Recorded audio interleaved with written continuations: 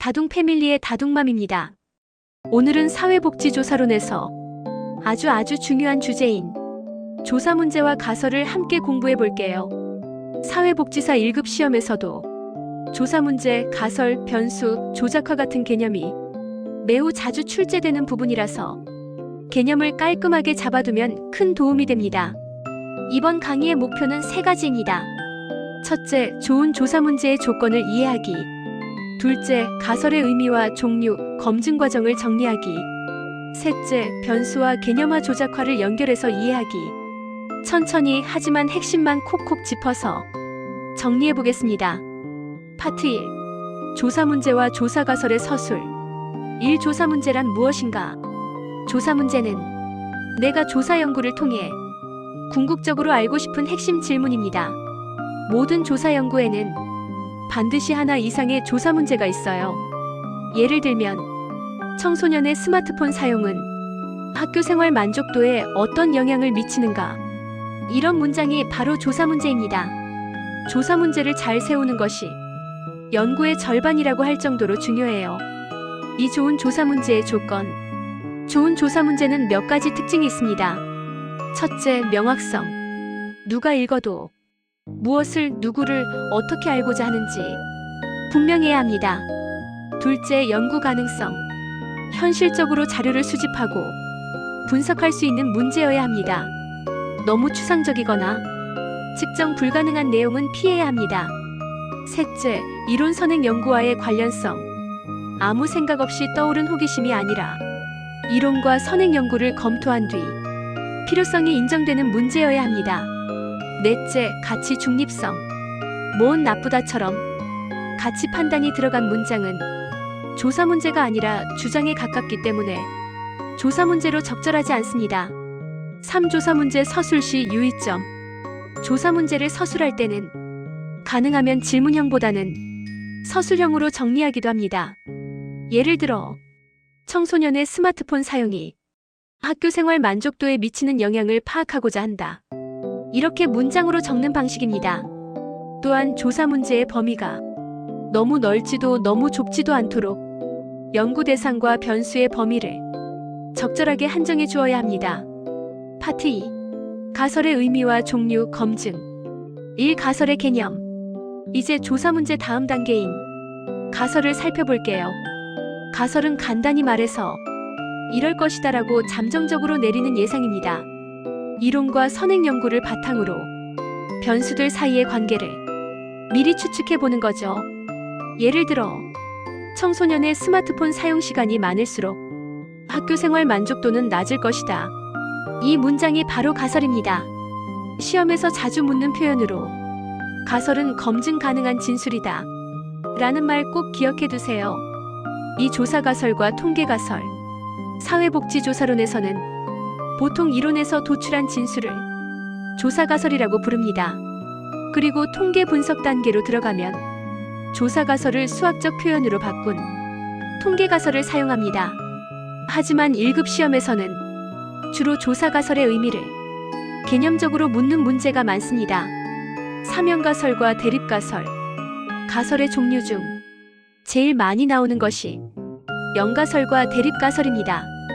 연가설은 두 변수 사이에는 차이나 관계가 없다 라고 가정하는 가설입니다. 예를 들면 스마트폰 사용 시간은 학교 생활 만족도에 영향을 미치지 않는다. 이게 연가설이에요. 반대로 대립 가설은 차이 또는 관계가 있다라고 보는 가설입니다.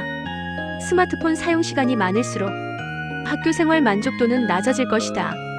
이 문장이 대립 가설입니다. 통계 분석에서는 일단 연가설이 참이라고 가정하고 시작해서 자료를 분석한 후 연가설을 기각할지 채택할지 결정합니다. 사가설 검증에서의 오류 제1종, 제2종 오류. 가설 검증 과정에서는 두 가지 오류가 발생할 수 있습니다. 먼저 제1종 오류. 사실은 연가설이 맞는데 우리가 틀렸다고 잘못 판단하는 경우입니다.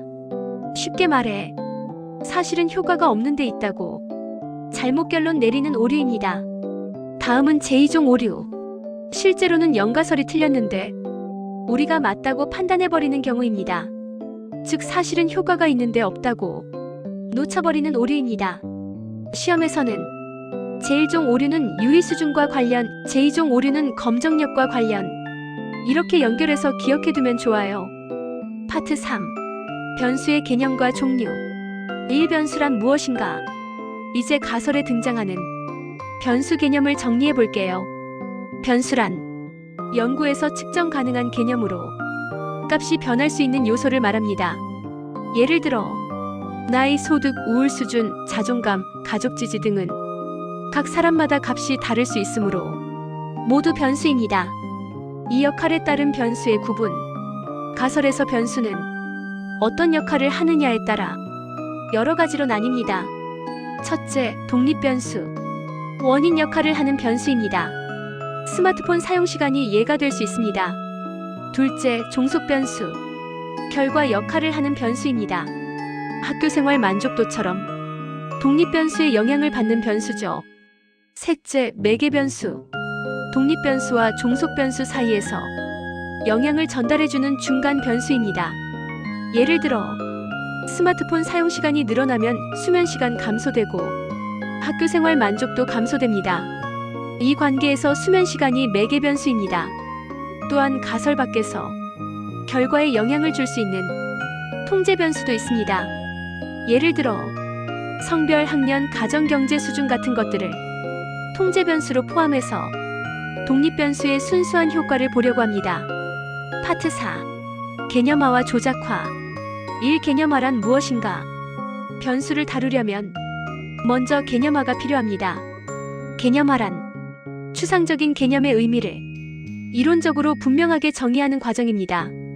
예를 들어 우울이라는 개념을 연구할 때 우리가 말하는 우울이 단순히 기분이 다운된 상태인지 정신질환으로서의 우울증인지 이론적으로 분명히 정해야 합니다. 이처럼 개념화 단계에서는 여러 선행 연구와 이론을 참고하여 연구에서 사용할 개념적 정의를 내립니다. 이 조작화란 무엇인가? 개념화를 통해 개념의 의미를 정했다면 이제 실제로 측정 가능한 형태로 바꾸는 작업이 필요합니다. 이 과정을 조작화라고 부릅니다. 조작화는 추상적인 개념을 측정할 수 있도록 구체적인 지표나 척도로 정의하는 것입니다. 예를 들어 우울을 조작화할 때는 우울 척도 문항 점수의 합계라든지 지난 2주 동안의 우울감 빈도 등으로 구체적인 측정 방법을 정해주는 것이죠. 조작화가 잘 되어야 다른 연구자들도 같은 방법으로 변수를 측정할 수 있기 때문에 연구의 신뢰성과 타당성이 높아집니다. 3. 개념화와 조작화의 관계. 정리해보면 개념화는 우울이란 무엇인가를 이론적으로 설명하는 작업, 조작화는 그 우울을 실제로 어떻게 측정할 것인가를 현실적으로 정하는 작업. 이 둘은 항상 연결되어 있어야 합니다. 개념화가 엉성하면 조작화도 흔들리고 결국 연구 결과의 해석이 애매해질 수밖에 없습니다. 마무리. 오늘은 사회복지조사론 3장에서 조사 문제와 가설, 변수, 개념화와 조작화까지 살펴봤습니다. 핵심을 다시 정리하면 조사 문제는 연구를 통해 해결하고 싶은 핵심 질문이다. 가설은 이론과 선행 연구를 토대로 변수들 사이의 관계를 검증 가능하게 진술한 예상이다.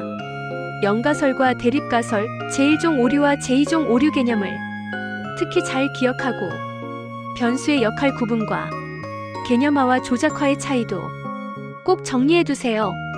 이 강의를 여러 번 반복해서 듣다 보면 문제에서 가설과 변수를 금방 구분할 수 있게 될 거예요. 지금까지 다둥 패밀리의 다둥맘이었습니다.